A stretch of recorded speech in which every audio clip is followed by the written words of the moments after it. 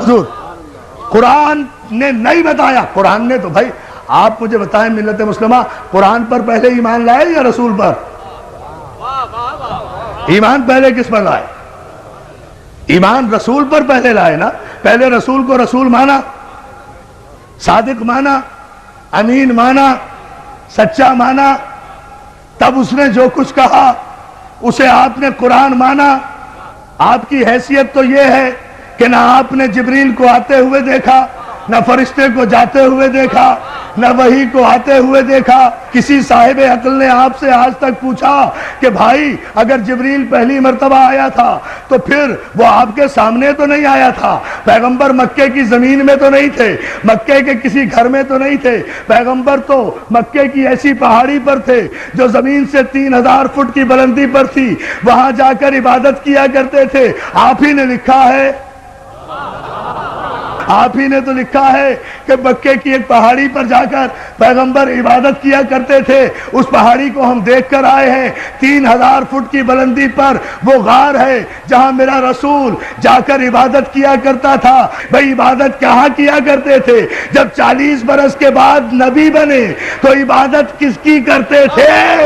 توجہ توجہ توجہ, یا علی یا علی, صلوات دے دینا محمد آل محمد کا. ذرا دیکھیں نا ذات تو بھائی کس کی عبادت کیا کرتے تھے, کیا پڑھا کرتے تھے؟ اور اگر خود کچھ اور پڑھتے تھے, ہم سے کہا الحمدللہ رب العالمین پڑھو.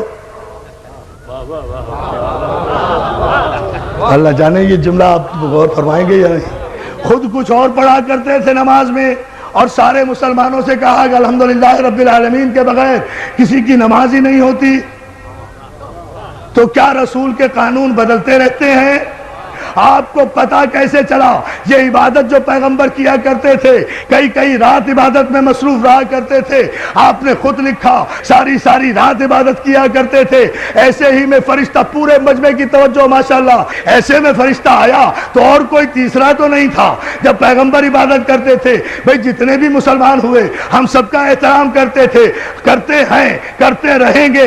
جتنے بھی مسلمان ہوئے, ظاہر ہے بڑی منزلت ہے ان عظیم المرتبہ انسانوں کی جو کافر سے مسلمان ہو گئے, ہم تسلیم کرتے ہیں. لیکن جتنے بھی کافر مسلمان ہوئے ہیں عزیزان محترم, وہ بقول آپ کے اعلان رسالت کے بعد مسلمان ہوئے ہیں نا.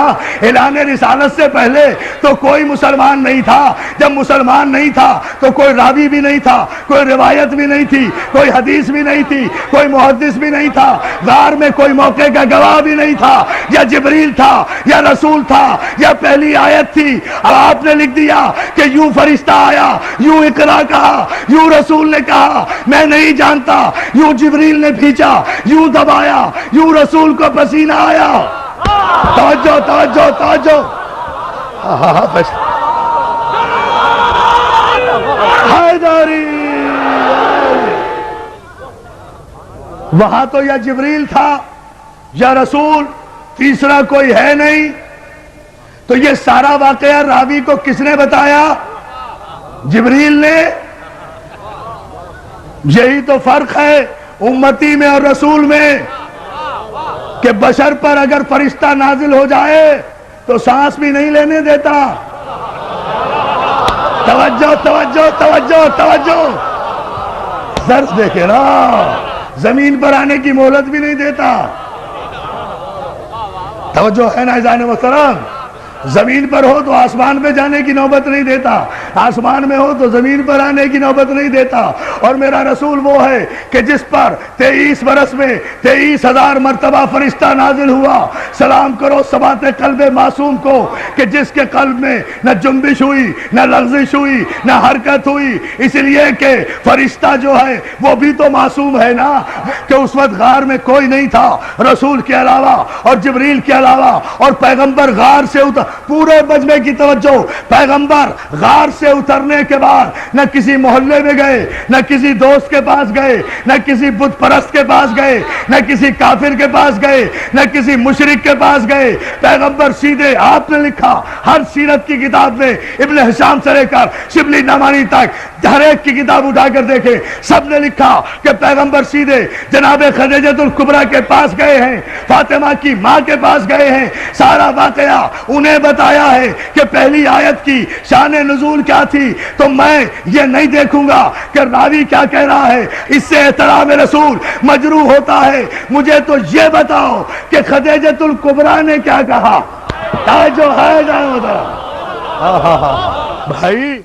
جو واقعہ بھی ہوا ہے پہلی وحی کے موقع پر، اس کا گواہ کوئی نہیں، لیکن جناب خدیجہ الکبریٰ وہ ام المومنین بی بی ہے کہ ساری کائنات کی خواتین میں جنہیں یہ شرف حاصل ہے کہ جنہوں نے سب سے پہلے لب رسالت کو وحی کے مطابق جنبش کرتے ہوئے دیکھا اور اس کی تصدیق کی۔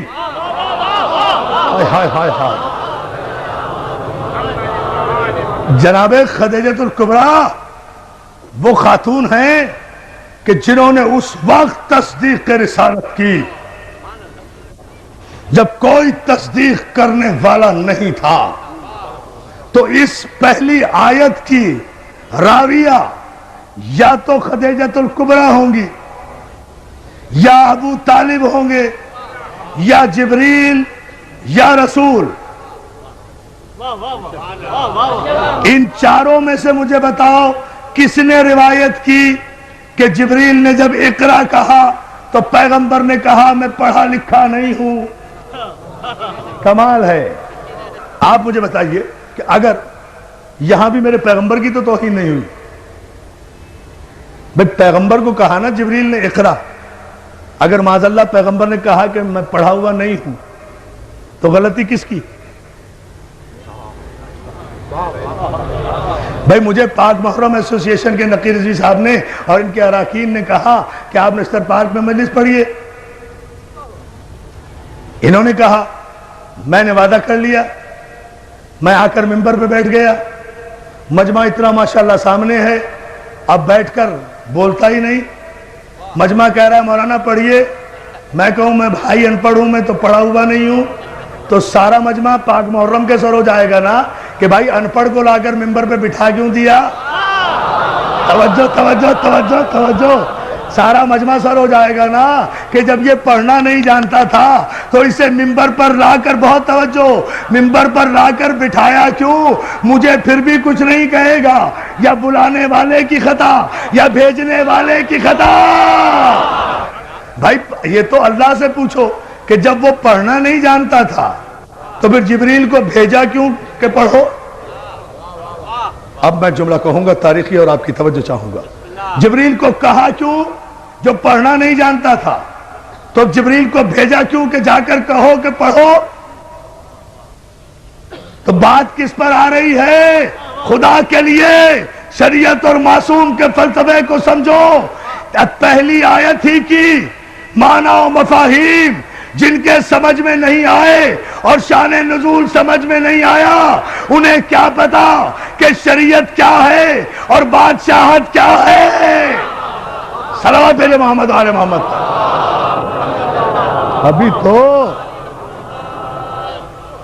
ابھی تو خیر سے پہلی آیت بھی سمجھ میں نہیں آئی، سارا قرآن کہاں سے سمجھ میں لائے گا؟ اس لیے کہ پہلی آیت ہی ابھی سمجھ میں نہیں آ رہی کہ یہ کس طرح نازل ہوئی تھی، اور مجبوری بھی ہے، پیدائشی مجبوری، اس میں کوئی قصور بھی نہیں ہے، ان کا بھی کوئی قصور نہیں، ہم تو بڑے ادب کے ساتھ کہہ رہے ہیں اس میں کوئی قصور بھی نہیں۔ بات صرف اتنی ہے، مسئلہ صرف اتنا سا ہے، سمجھ لیجئے، بات واضح ہو جائے گی۔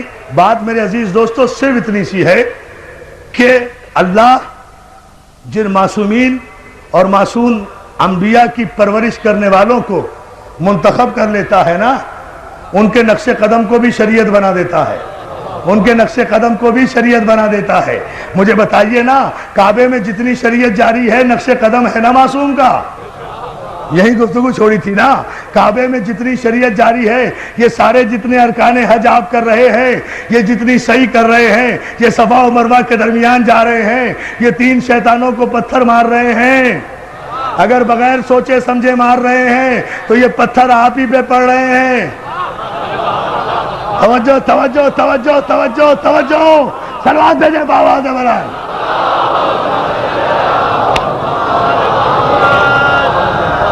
اگر فلسفہ حج سے آگاہی نہیں، یہ سب کچھ کیوں کر رہے ہیں؟ کیوں؟ کچھ ابراہیم نے ایسا کیا، کچھ اسماعیل نے کیا، کچھ اسماعیل کی ماں نے عمل کیا. خدا نے باپ کے عمل کو بھی شریعت بنایا، بیٹے کے عمل کو بھی شریعت بنایا، معصوم نبی کی ماں کے عمل کو بھی شریعت بنایا. اور شریعت میں کسی کو چونو چرا کی گنجائش نہیں ہوتی. شریعت کی اپنی مرضی، معصوم کی اپنی مرضی. کعبے میں جاتے ہو، حجر اسود کو چومتے ہو نا، پتھر وہ بھی ہے، پتھر وہ بھی تھے جو کعبے میں رکھے ہوئے تھے. اگر ان پتھروں کو پوجا تو کافر ہو جاؤ گے، اسے نہ چوما تو کافر ہو جاؤ گے. لاؤ شریعت کا استعمال. بولو شریعت پر کو توجہ ہے میرے دوستو. جب آپ اتنے انحماق سے اور اتنی محبتوں سے سماعت فرما رہے ہیں تو پھر ذرا سا اس کی وضاحت بھی سن لیجئے، یہ زحمت بھی گوارا کر لیجئے. عزیزان محترم، جتنے پتھر تھے، پتھر کے خدا بنا کے رکھے تھے، سب کو نکال دیا گیا، اس کو لگایا گیا. پتھر وہ بھی، پتھر یہ بھی. جنس میں فرق نہیں ہے. اب ذرا سا علمی مرحلہ ہے، اسے سمجھ لیں آپ، تھوڑا سا غور کریں، نتیجہ سامنے آئے گا. جنس میں فرق نہیں ہے. ایک کو ہٹا دیا گیا، ایک کو لگا دیا گیا. 360 کو ہٹا دیا گیا، ایک کو لگا دیا گیا. چلیے بات باتیں کر دوں، ٹھیک ہے نا. ایک کو لگایا گیا، اس کے ان کے آگے سر جھکایا تو مشرک ہو جاؤ. اسے نہ چوما تو ارکان حج مکمل نہیں ہوتے. یہاں تک ارکان حج میں شامل ہے کہ اگر بھیڑ اور رش کی وجہ سے حجر اسود تک نہ پہنچ سکو تو دور ہی سے اپنی ہتھیلی حجر اسود کی طرف کر کے اپنی ہتھیلی کو چوم لو. حجر اسود چومنے کا ثواب ہوگا. تو مولانا رش کی وجہ سے حجر اسود تک نہیں پہنچ سکے نا، اصل تک نہیں پہنچ سکے تو ہتھیلی یا انگلی کا اشارہ کر کے چوم لیا نا، وہی ثواب ہوا. تو اور ہم کیا کرتے ہیں؟ ہم بھی تو مجلس کے بعد اگر کربلا نہیں پہنچ سکتے تو انگلی کے اشارے سے السلام علیکم یا علی یا علی یا علی. محمد آل محمد پر عجیب فلسفہ کہہ گیا ہوں، ایک عجیب رخ سے اتنی احتیاط. پوری توجہ آپ کی چاہوں گا. عزیزان محترم، مولا آپ کو سلامت رکھے. اس مسئلے پر آپ غور کریں، یہ تو سارے مسلمانوں کا متفقہ مسئلہ ہے نا، حجر اسود کو چومنا. کیوں؟ وجہ صرف یہ ہے، کوئی وجہ نہیں ہے. اس پتھر میں کوئی پھول نہیں لگے ہوئے، کوئی یہ ڈائمنڈ نہیں ہے، کوئی ہیرا نہیں ہے، مگر 1 کروڑ تاج محل قربان حجر اسود کا. 1 کروڑ تاج محل اور شیشے اور سونے کی عمارتیں قربان، ہیروں اور جواہرات کی کانیں قربان حجر اسود پر. کیوں؟ خدا کے لیے پورا مجمع توجہ کرے.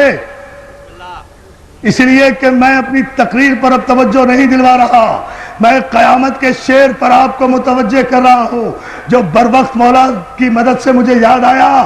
عزیزان محترم، کوئی وجہ نہیں ہے، وجہ صرف یہ ہے. اب سمجھ لیں آپ، شریعت بھی سمجھ میں آ جائے گی، معصوم بھی سمجھ میں آ جائے گا.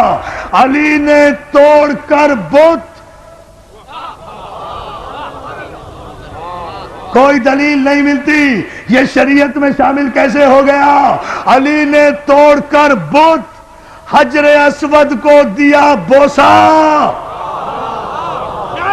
ٹھہرو بیٹا، ٹھہرو نہیں. علی نے توڑ کر بت حجر اسود کو دیا بوسا. کہیں بگڑی، کہیں پر بن گئی تقدیر پتھر کی. یا علی یا علی یا علی.